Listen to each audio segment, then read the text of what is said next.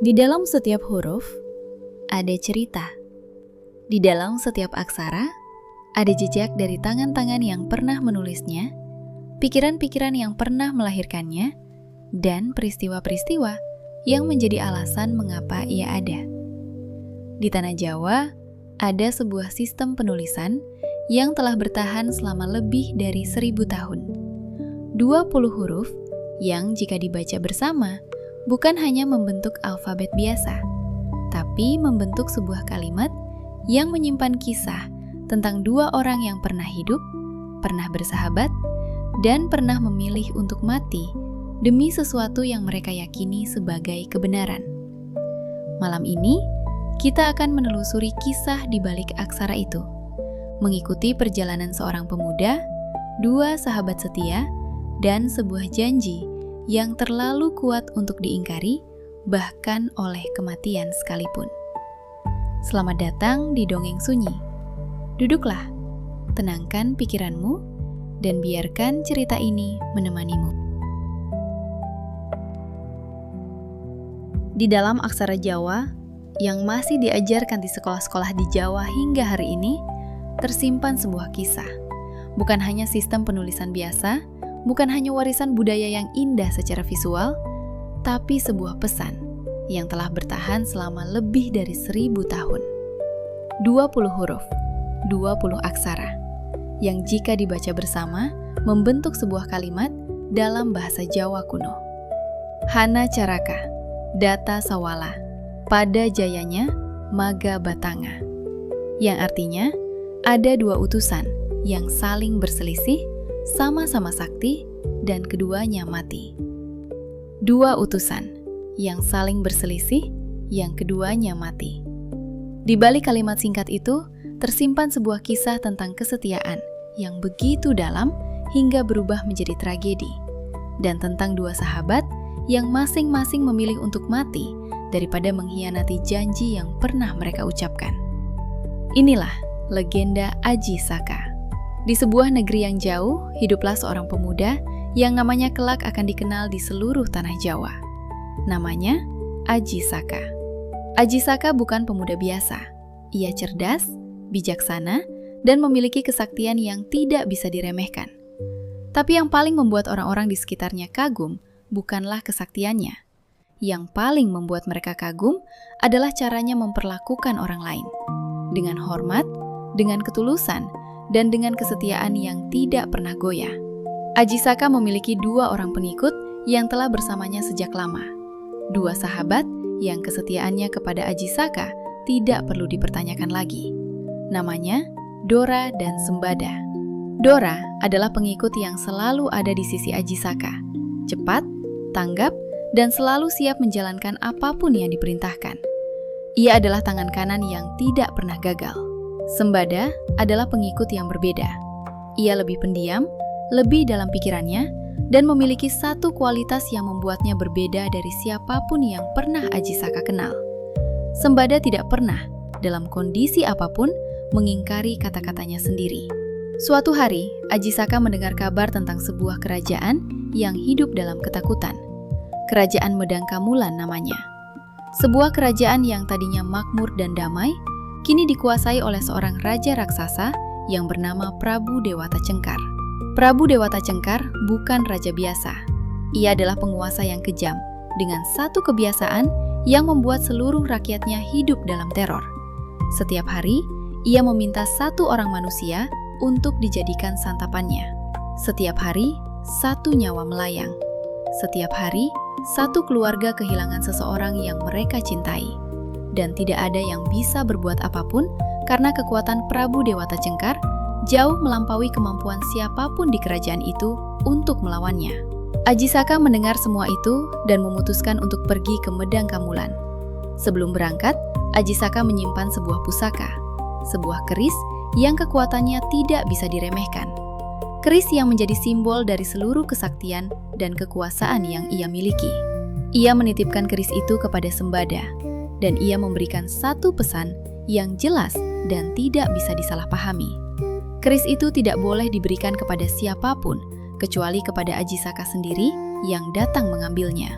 Sembada mengangguk, Ia menerima keris itu dan ia menyimpan pesan itu di tempat yang paling dalam di dalam dirinya.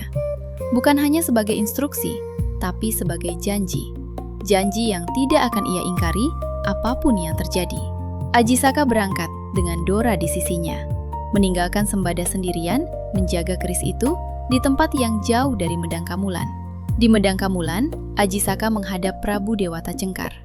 Dengan ketenangan yang tidak bisa dipahami oleh siapapun yang menyaksikannya, ia menyatakan diri sebagai santapan berikutnya untuk sang raja.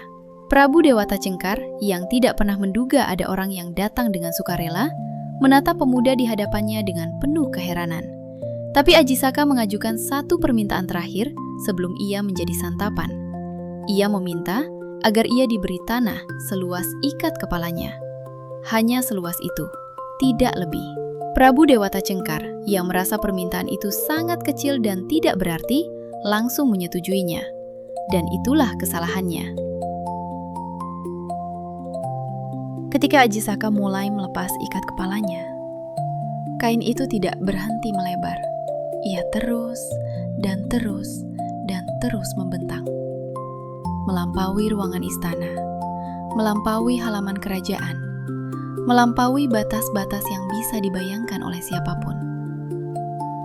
Prabu Dewata Cengkar yang terjebak dalam perjanjiannya sendiri terus terdesak ke belakang, mundur dan mundur hingga ia sampai di tepi tebing yang menghadap langsung ke Laut Selatan. Dan ketika ikat kepala itu mendorongnya untuk terakhir kalinya, Prabu Dewata Cengkar jatuh ke dalam lautan, menghilang, ditelan ombak yang tidak pernah berhenti. Medang Kamulan terbebas dari terornya. Rakyat yang selama ini hidup dalam ketakutan akhirnya bisa bernafas lega. Dan Ajisaka yang baru saja melakukan sesuatu yang tidak pernah bisa dilakukan oleh siapapun sebelumnya, disambut sebagai penyelamat. Ia menetap di Medang Kamulan, memimpin, membangun, dan perlahan kerajaan itu kembali menemukan kedamaiannya. Tapi suatu hari, Ajisaka teringat pada sesuatu yang ia tinggalkan. Kerisnya, yang ia titipkan kepada Sembada di tempat yang jauh. Ia mengutus Dora untuk mengambil keris itu. Dora berangkat dengan semangat dan keyakinan bahwa tugasnya sederhana. Pergi, ambil keris, kembali. Tapi ketika ia menemukan Sembada dan menyampaikan pesan Ajisaka, Sembada tidak bergerak. Ia menatap Dora dengan tatapan yang tenang. Dan ia mengatakan bahwa ia tidak bisa menyerahkan keris itu. Dora tidak mengerti. Ia menjelaskan bahwa ia datang atas perintah Ajisaka sendiri, bahwa ia adalah utusan yang sah, bahwa tidak ada alasan untuk menolak. Tapi Sembada tetap tidak bergerak. Bukan karena ia tidak percaya kepada Dora, bukan karena ia meragukan kejujuran sahabatnya itu, tapi karena pesan yang diberikan Ajisaka kepadanya sangat jelas. Keris itu tidak boleh diberikan kepada siapapun, kecuali kepada Ajisaka sendiri yang datang mengambilnya. Dora, yang merasa tugasnya adalah menjalankan perintah, tidak bisa menerima penolakan itu. Ia memaksa. Sembada, yang tidak mau mengingkari janjinya, menolak. Dan ketegangan di antara dua sahabat lama itu meningkat hingga mencapai titik yang tidak bisa lagi ditarik kembali. Mereka bertarung. Dua sahabat yang selama ini berjalan bersama, kini berdiri saling berhadapan. Masing-masing membawa keyakinannya sendiri. Masing-masing mempertahankan sesuatu yang mereka anggap benar. Dora yang bertarung untuk menjalankan perintah tuannya. Sembada yang bertarung untuk menepati janji yang pernah ia ucapkan. Dan karena keduanya adalah pengikut setia Ajisaka, keduanya memiliki kesaktian yang sebanding. Tidak ada yang lebih kuat, tidak ada yang lebih lemah. Mereka bertarung dengan seluruh kemampuan yang mereka miliki, hingga keduanya jatuh bersama. Keduanya mati di tangan satu sama lain. Dua sahabat, dua orang yang selama ini berjalan bersama dalam suka dan duka, mengakhiri hidupnya karena masing-masing terlalu setia untuk mengingkari apa yang mereka yakini sebagai kebenaran. Ketika Ajisaka akhirnya tiba dan menemukan kedua sahabatnya tergeletak, ia berdiri diam dalam waktu yang sangat lama. Ia memahami segalanya. Dora yang menjalankan perintahnya, dan Sembada yang menepati janjinya. Keduanya benar, keduanya setia, dan keduanya membayar kesetiaan itu dengan nyawa mereka.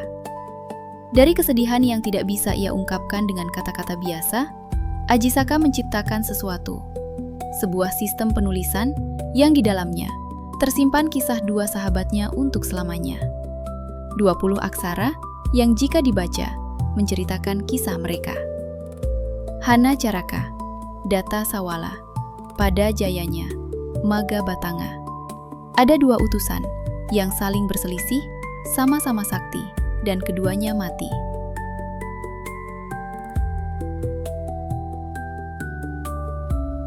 Aksara Jawa yang hingga hari ini masih diajarkan, masih ditulis, masih digunakan dalam berbagai upacara dan tradisi di Jawa. Bukan hanya sebuah sistem penulisan, ia adalah sebuah monumen. Monumen untuk dua orang yang masing-masing memilih untuk mati daripada mengingkari apa yang mereka yakini. Setiap kali seseorang menulis aksara Jawa, tanpa disadari, mereka sedang menceritakan kisah Dora dan Sembada.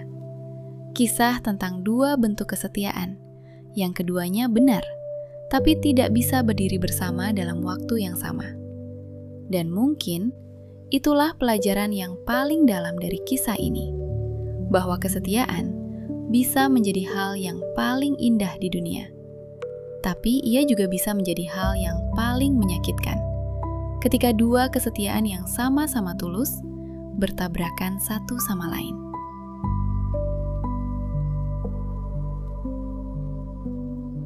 Kisah Dora dan Sembada mengajarkan kita bahwa kesetiaan adalah salah satu kualitas paling mulia yang bisa dimiliki oleh manusia. Tapi ia juga mengajarkan kita bahwa komunikasi yang jelas dan kepercayaan yang dibangun dengan baik sama pentingnya dengan kesetiaan itu sendiri. Dora setia kepada tuannya, Sembada setia kepada janjinya. Keduanya tidak salah, keduanya tidak jahat. Keduanya hanya tidak punya cara untuk menemukan jalan tengah di antara dua kesetiaan yang sama-sama tulus. Dan mungkin pelajaran terdalam dari kisah ini adalah bahwa kita perlu lebih berhati-hati dalam cara kita menyampaikan pesan kepada orang-orang yang kita percaya. Karena mereka akan menjalankannya dengan sepenuh hati.